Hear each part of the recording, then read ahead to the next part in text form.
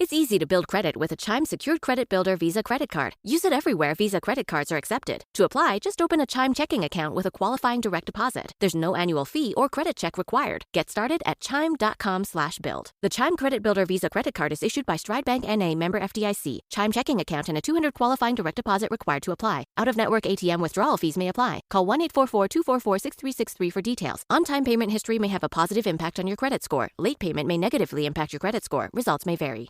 Let's go to Simon Marks, who's been waiting patiently, in Washington, where it is, of course, the crack of dawn. Simon, good morning to you. Morning to you, Matt. Waiting slightly impatiently for some reaction from the White House to what has taken place overnight. There's absolutely nothing that has been put out here in Washington, D.C., certainly nothing that's been distributed to reporters into our email boxes, which is how we would normally expect to receive that kind of reaction. That's surprising, isn't it? Very surprising to me. This is such an obvious one for them to react to. Yeah, I see there has been a tweet and a statement put out by the U.S. Office of Palestinian Affairs, which says, "We unequivocally condemn the attack of Hamas terrorists and the loss of life that has incurred," it says. Must have been written in a hurry. We urge all sides to refrain from violence and retaliatory attacks. Terror and violence solve nothing. But there's nothing on the State Department's feed, and as I say, we've heard nothing directly from the White House. We don't even have any information as to whether President Biden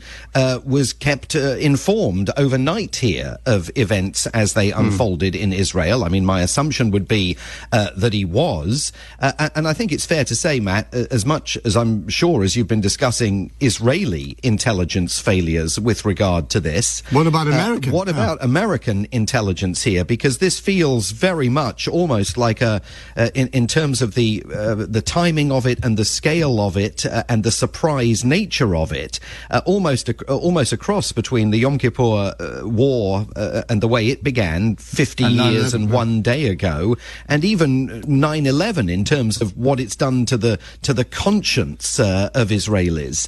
And so there will be massive questions here for the Biden administration over U.S. intelligence. And of course, this comes at a very complicated time in Washington, D.C. The House of Representatives has a vacancy for a speaker. There is no one in Washington at the helm in the House of Representatives. Well, there is a temporary presence there, but no long-term speaker of the House of Representatives that can respond legislatively to anything that the White House wants to order up.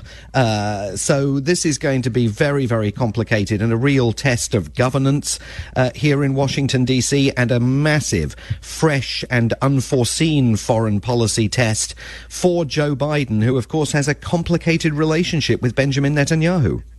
Indeed he does. But on one hand, this is such a dramatic attack from Hamas. You would have thought that there's a pretty obvious response here that should be kind of quick out of the stops for the administration. It's just surprising that they haven't done this yet. I know we've laboured the point somewhat, but it just still baffles me, frankly. Yeah, I mean, it's certainly going to be coming. There's no question about that. We'll hear that, I would imagine, within the next hour. I can't imagine. It's 7:25 in the morning here on a Saturday. I mean, they're making the bacon and eggs at the White House. I presume that we're going to get some kind of a statement relatively quickly, and it will be a statement doubtless calling for calm on both sides, but also absolutely backing the Israelis to a hilt, because there is no way that Joe Biden is going to want to give Republicans any kind of political cover just 13 months away from a presidential election for accusations that he's gone wobbly on Israel. But it is going to be complicated because, Benjamin Netanyahu and Joe Biden are really not political soulmates. And we know from past experience that Benjamin Netanyahu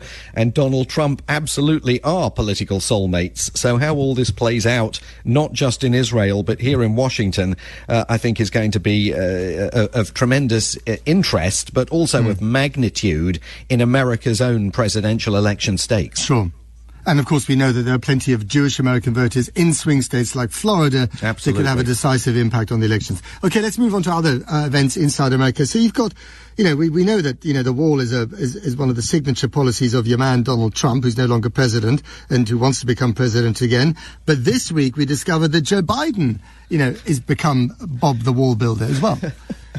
Well, I mean, it's just head-turning. I mean, if there's one thing you could have said with certainty until 48 hours ago in Washington, it was that Joe Biden absolutely was never going to build an inch of wall between the United States and Mexico. And yet we learnt that the Department of Homeland Security, through its chief, Alejandro Mayorkas, a cabinet member of Joe Biden's administration, was suddenly waiving 26 environmental laws in order to build another 20 miles of walls. Everybody said, what on earth is going on here? Republicans, of course, accused the Biden administration of hypocrisy. Some said they didn't quite believe it. They thought this was just an effort by the Biden administration to show they were doing something to deal with an immigration crisis that really is now a crisis, according to Joe Biden's own Department of Homeland Security, because in announcing the decision, they referred to an immediate and acute crisis on the border that has seen, again, record numbers of illegal immigrants crossing the border or trying to cross the border. And then suddenly at the White House, when he was asked about it, Joe Biden undercut the entire thing by saying, look, this money was appropriated to build the wall in 2019. I've tried to get it spent on other things, but it all dates back to the Trump administration. There's nothing I can do to stop it. The money has to be spent, and it can only be spent on building the wall. And he was asked, does he think the wall will work? And he said no. Now, none of that explains why his own Homeland Security Secretary was talking about this being a solution, at least some kind of a solution, to an immediate and acute crisis.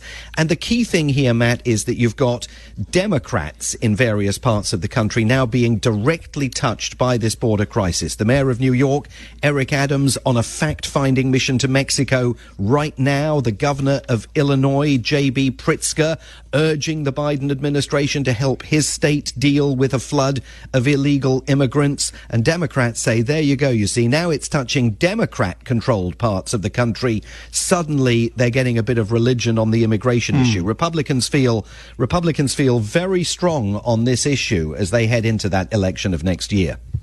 And also, am I right in thinking that Biden is being blamed for the increase in numbers trying to get across the border? Yeah, absolutely. I mean, Biden is being roundly condemned, obviously, by Republicans, but now under pressure from some Democrats over a general failure, really, to come up with a concerted, comprehensive strategy to illegal migration into the country. And remember, at the start of the administration, Joe Biden looked at the immigration crisis, was not personally particularly interested in getting knee-deep into it, and so he handed this steaming issue over to Kamala Harris and said, there you go, Vice President, you wanted to get a bit of experience in office, you sort it out.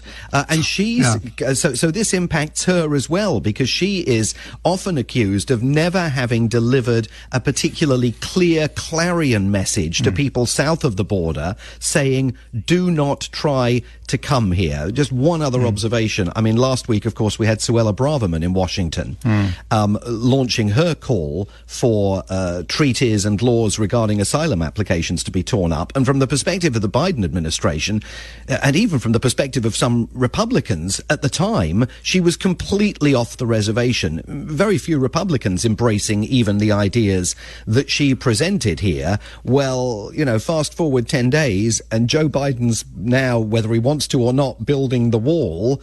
And you've got to wonder where that policy conversation is going to take us again over the next 13 months. And I was going to ask you about Kevin McCarthy and the civil war inside the Republican Party in Congress, but we've run out of time, I'm afraid, Simon. Thank you very much indeed for that. From Washington, Simon Marks there. You heard him, as ever, on our show. And, of course, you know, he's all over LBC, as he should be, because he's brilliant.